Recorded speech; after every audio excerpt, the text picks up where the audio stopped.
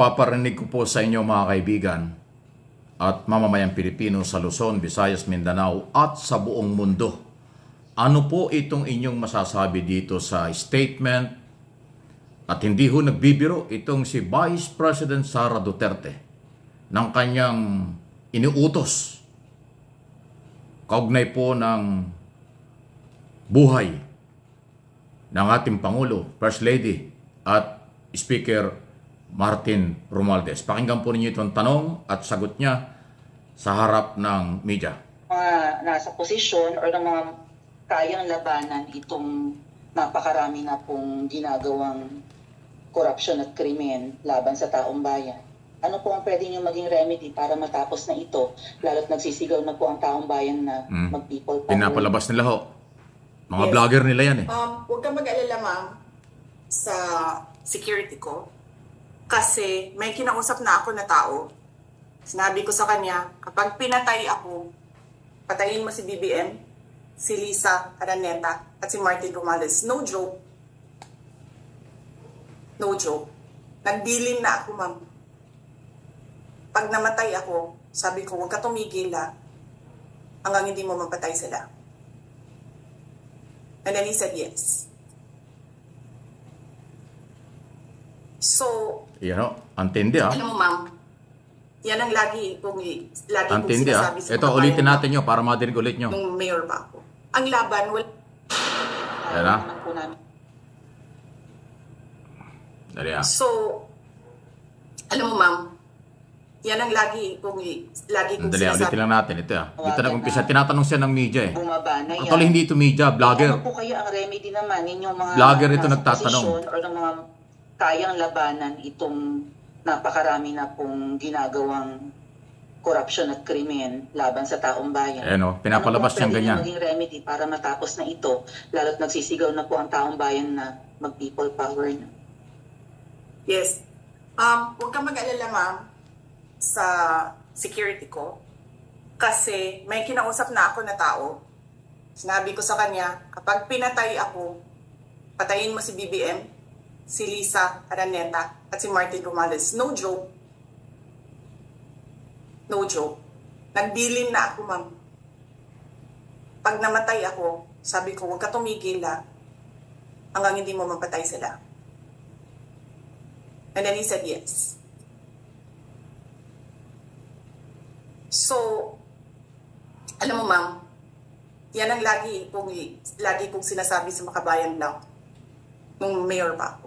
Ang laban, wala dyan sa exam, ma'am. Wala dyan sa mga highway. Ang laban, ma'am, nandun sa loob ng palasyo. Yan o. Yan ang problema. Ano ang inyong masasabi po dyan? Yan po ay may tuturing ko bilang political blogger, Pilipino, nagmamalasakit sa ating bansa, sa ating administrasyon, dahil atin itong Pilipinas.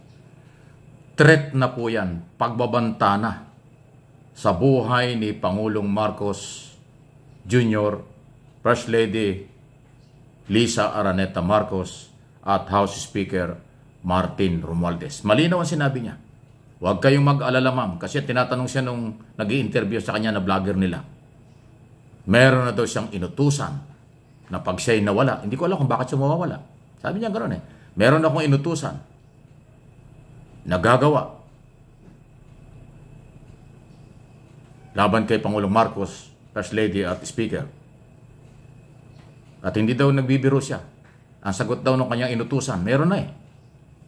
Yes daw ang sagot. Gagawin. Ang tanong, ito bang ganitong pahayag ng isang pangalawa na pinakamataas na opisyal sa ating bansa? Normal ba ito? Di ba dapat ito'y iniimbestigahan na? Dahil ito na ay magiging threat na sa national security ng bansa, ng First Family at ng Speaker of the House. Ang kanyang binabantaan at gusto niyang mawala ang buhay, Pangulo, First Lady at ang number 3 na pinakamataas ng opisyal, Speaker of the House. At yan ay kanyang ginawa sa loob mismo ng Kongreso, kung saan ayaw niyang umalis sa loob ng Kongreso mula pa nung isang araw. Matapos makulong ang kanyang chief of staff na si Atty. Lopez, nagpunta siya ron at doon na siya nag-uopisina, doon na natutulog sa loob ng Kongreso. Tapos binabantaan pala niya. Meron na pala siyang inutusan. Kunin ang buhay ng Speaker of the House, First Lady at Pangulo ng Republika ng Pilipinas, President Ferdinand R. Marcos Jr. At hindi daw siya nagbibiro. Di ba? Hindi ho talaga ito dapat pinalalampas ng mga otoridad. Hindi ito pwedeng ibaliwala. Dahil ito ho ay isang matinding threats sa national security at sa buhay ng Pangulo. Ito, pakinggan nyo. Ito yung tanong kasi nung isang vlogger nila eh. Yung vlogger na nagtatanong. Sa halip na pakumbabain, palamigin, pinainit pa eh.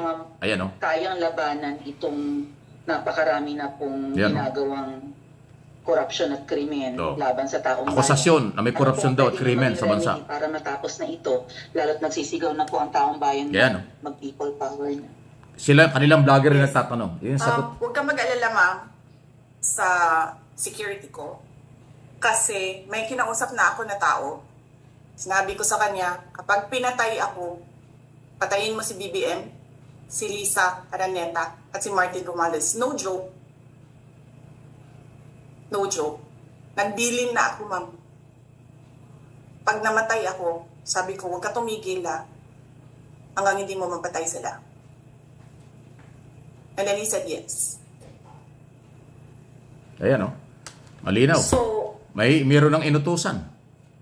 Anong masasabi po ninyo, mga Marcos loyalists, Marcos supporters, mga Pilipino nagmamahal sa demokrasya, may respeto sa buhay ng tao, dahil human rights violation na naman yan.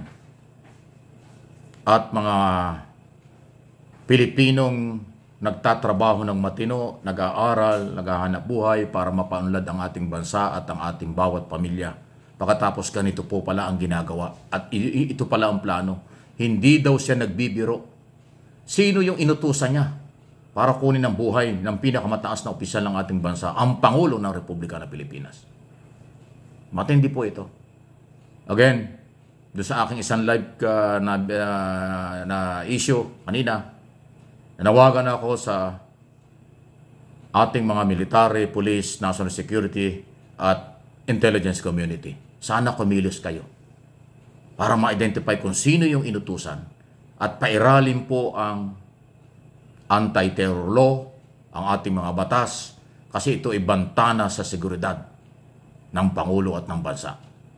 Ito ay makakasira sa ekonomiya ng bansa, nakakasira sa political stability ng bansa, nakakasira ito sa moral ng bawat Pilipino at ng bansa. Paglabag sa batas ito, kaya sana kumilos na ang mga kinaukulan. Ano po ang inyong masasabi? Paki-like, paki-share po ninyo ang video ito at parating natin sa buong mundo.